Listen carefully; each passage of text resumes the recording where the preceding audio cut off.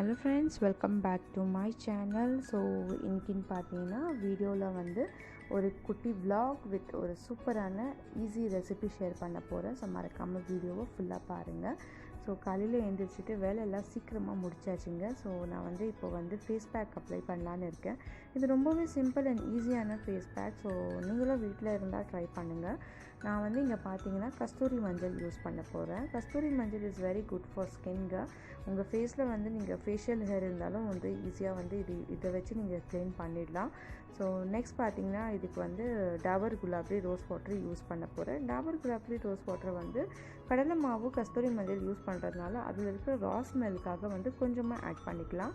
இப்போ பார்த்தீங்கன்னா நான் பவுல் எடுத்துக்கிட்டேன். இதில் வந்து 2 டீஸ்பூன் அளவுக்கு நான் வந்து கடலை மாவு எடுத்துக்கிட்டேன்.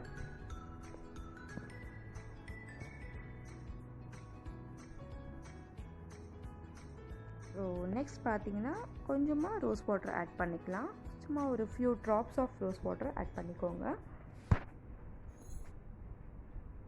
நெக்ஸ்ட் பார்த்தீங்கன்னா கஸ்தூரி மஞ்சள் 1 டீஸ்பூன் அளவுக்கு கஸ்தூரி மஞ்சள் சேர்த்துக்கலாம்.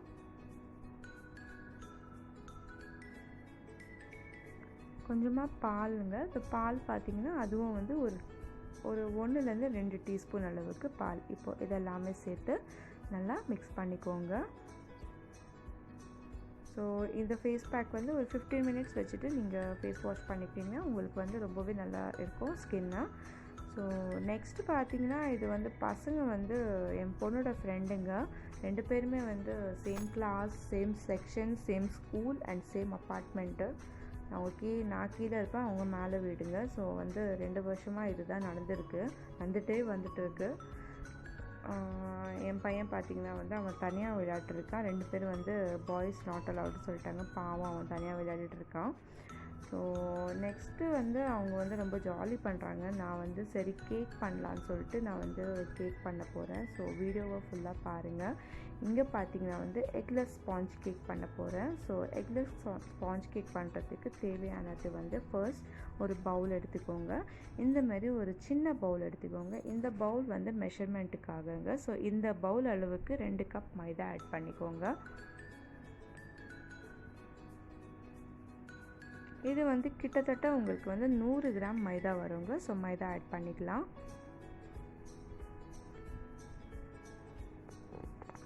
நெக்ஸ்ட் பார்த்தீங்கன்னா பேக்கிங் சோடா 1 டீஸ்பூன் அளவுக்கு பேக்கிங் சோடா சேர்த்துக்கோங்க. இது வந்து பேக் பண்ணுறதுக்கு ஒரு கீ இன்க்ரீடியன்ட். ஸோ மறக்காமல் பேக்கிங் சோடாவை ஆட் பண்ணுங்கள். நெக்ஸ்ட் பார்த்தீங்கன்னா கொஞ்சமாக பேக்கிங் சோடா ஆட் பண்ணிக்கிட்டேன்.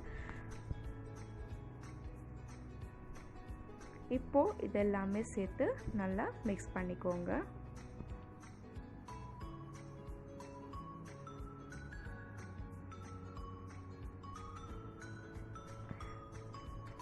இப்போது தனியாக ஒரு பவுல் எடுத்துக்கோங்க. அதில் பார்த்திங்கன்னா நான் வந்து சுகர் வந்து மிக்சியில் வந்து பவுட்ரு பண்ணிக்கிட்டேன்.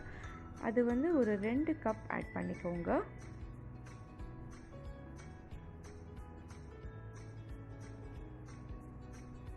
அதே மெஷர்மெண்ட் பவுலில் தயிர் சேர்த்துக்கலாம்.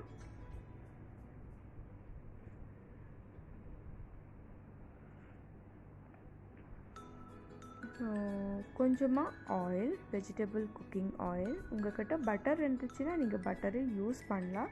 ஸோ நான் வந்து வெஜிடபிள் குக்கிங் ஆயிலே யூஸ் பண்ணுறேன்.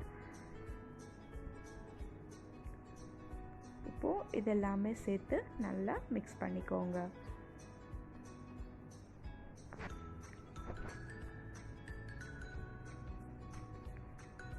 சுகர் வந்து நீங்கள் மிக்சியில் பவுட்ரு பண்ணிவிட்டு யூஸ் பண்ணிங்கன்னா உங்களுக்கு மிக்சிங் பண்ணுறதுல வந்து ரொம்ப லாங் ப்ராசஸ் இருக்காது. ஷார்ட்லேயே வந்து நீங்கள் சீக்கிரமாக முடிச்சிடலாம். ஸோ நீங்கள் பார்க்கலாம், சுகர் வந்து தயிரோட நல்லா மெல்ட் ஆகிடுச்சு, மிக்ஸ் ஆகி ரெடி ஆகிடுச்சு.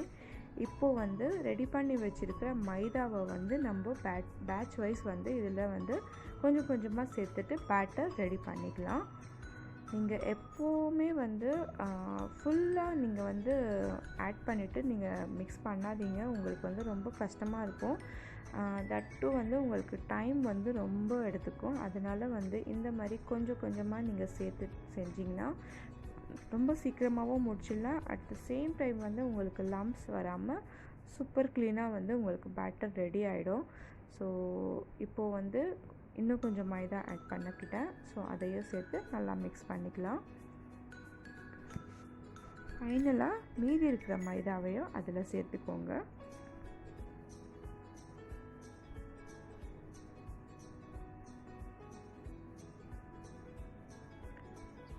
இப்போது எல்லாமே சேர்த்து நல்லா மிக்ஸ் பண்ணிக்கோங்க. ஸோ இது கொஞ்சம் லாங் ப்ராசஸ். நீங்கள் கொஞ்சம் பேஷன்ஸாக இந்த ப்ராசஸ் வந்து நல்லா விஸ்க் பண்ணிவிட்டு பேட்டர் ரெடி பண்ணிட்டிங்கன்னா உங்களுக்கு கேக் வந்து ரொம்பவே சாஃப்ட் அண்ட் ஸ்மூத் டெக்ஸ்சர் வரவங்க கண்டிப்பாக நீங்கள் வந்து இந்த ப்ராசஸ் வந்து கொஞ்சம் பேஷன்ஸாக வந்து நல்லா பேட்டரை வந்து நல்லா மிக்ஸ் பண்ணுங்கள். அப்போ தான் உங்களுக்கு வந்து கேக் வந்து ஃப்ளஃபியாகவும் வரும். இப்போது வந்து நான் அதில் கொஞ்சமாக பால் சேர்த்துக்கிட்டேன், மில்க்.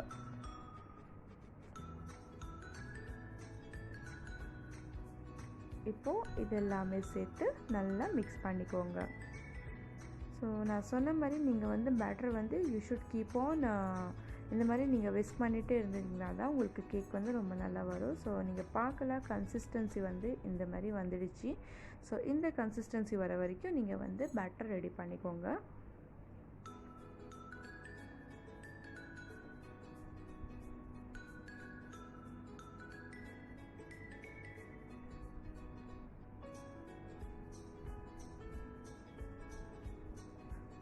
ஸோ அவ்வளோதான் ஃப்ரெண்ட்ஸ், பேட்டர் ரெடி பண்ணியாச்சு. ஸோ நெக்ஸ்ட் பார்த்தீங்கன்னா பேக்கிங் ட்ரேயில் கொஞ்சமாக ஆயில் சேர்த்துட்டு பேக்கிங் ட்ரேவை நல்லா ஆயிலோட க்ரீஸ் பண்ணிக்கோங்க. ஸோ நான் க்ரீஸ் பண்ணியாச்சு. இப்போது ரெடி பண்ணி வச்சுருக்கிற பேட்டரை அதில் கொஞ்சம் கொஞ்சமாக ஆட் பண்ணிவிட்டு சேர்த்துக்கோங்க.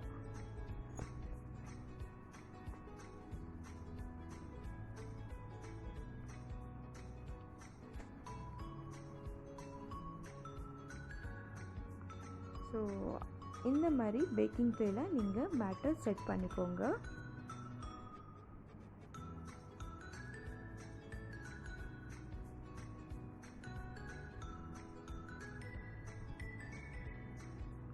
நான் இதில் கொஞ்சமாக ட்ரை ஃப்ரூட்ஸ் ஆட் பண்ணிக்க போகிறேன்.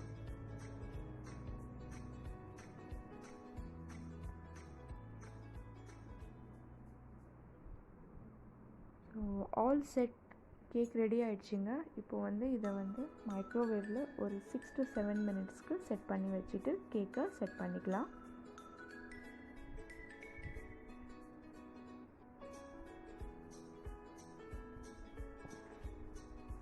So cake வச்சாச்சுங்க. ஸோ நான் சொன்ன மாதிரி 6 to 7 மினிட்ஸ் டைமர் செட் பண்ணிவிட்டு இதுக்கு ப்ரீ ஹீட் தேவை இல்லை.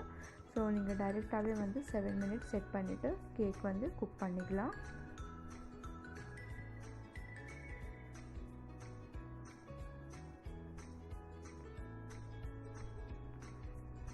இந்த கேக் பார்த்திங்கன்னா வந்து நீங்கள் வந்து ஒரு 1 வீக்கும் நீங்கள் வந்து ஃப்ரிட்ஜில் வச்சுட்டு ஏர்டைட் கண்டெய்னர் பாக்ஸில் நீங்கள் ஸ்டோர் பண்ணி வச்சுட்டு பசங்களுக்கு கொடுக்கலாங்க. எனக்கு தெரிஞ்சு வந்து கேக் வந்து இன்றைக்கே முடிஞ்சிடும்.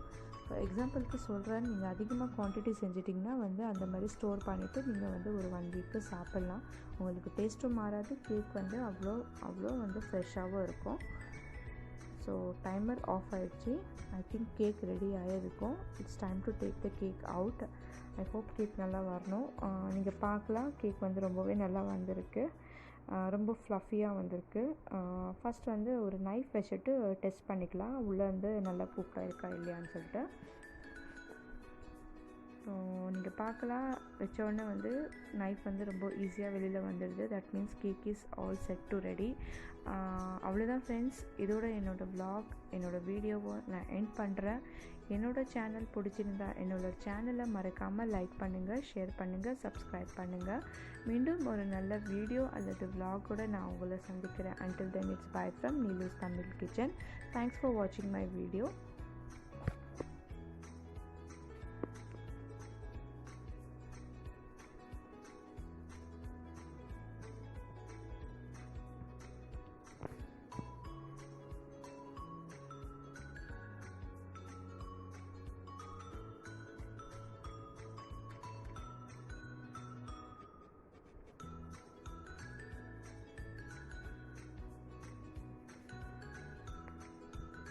வந்து நம்ம வீட்டில்